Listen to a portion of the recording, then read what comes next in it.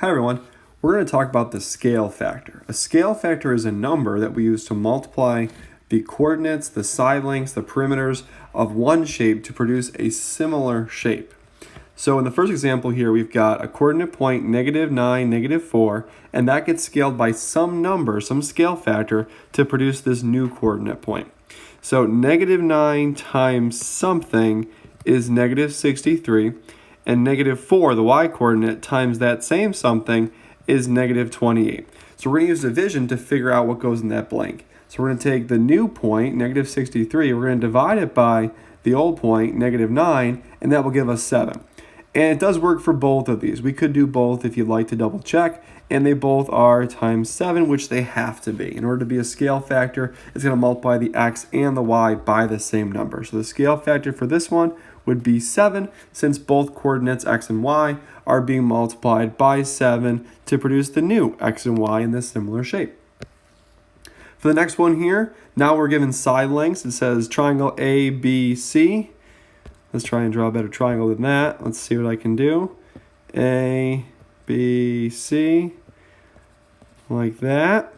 Corresponds to a similar triangle, DEF. So I'm going to do a little bit of magic here. I'm going to make it, actually, this one should be bigger. DE should be bigger. So I'm going to take the original one and make it a little bit smaller. That way we can get a good visual. So ABC and DEF. So the letters are important. So A goes with D, B goes with E, and C goes with F. So these kind of match up just like this. So if AB is 3 and DE is 30, these two are what we call corresponding sides, which means that there is some scale factor between 3 and 30 that will scale up 3 to make it into 30.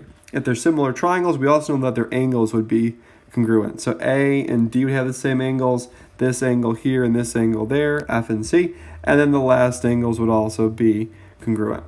So 3 times something is 30, that number is our scale factor. We can just take the new number divided by the old one, and we get our scale factor, which is 10.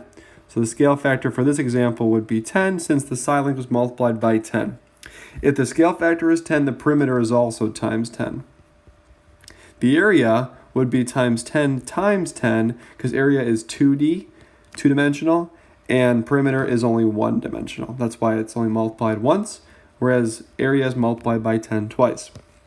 For the last one here, if the scale factor from DEF to ABC is 1/3, so DEF to ABC, if that's times 1/3, what is the scale factor going backwards? Well, we're going to just make it the reciprocal. We're going to take 1/3, we're going to flip it, and it becomes 3/1. So the scale factor going backwards is just times 3.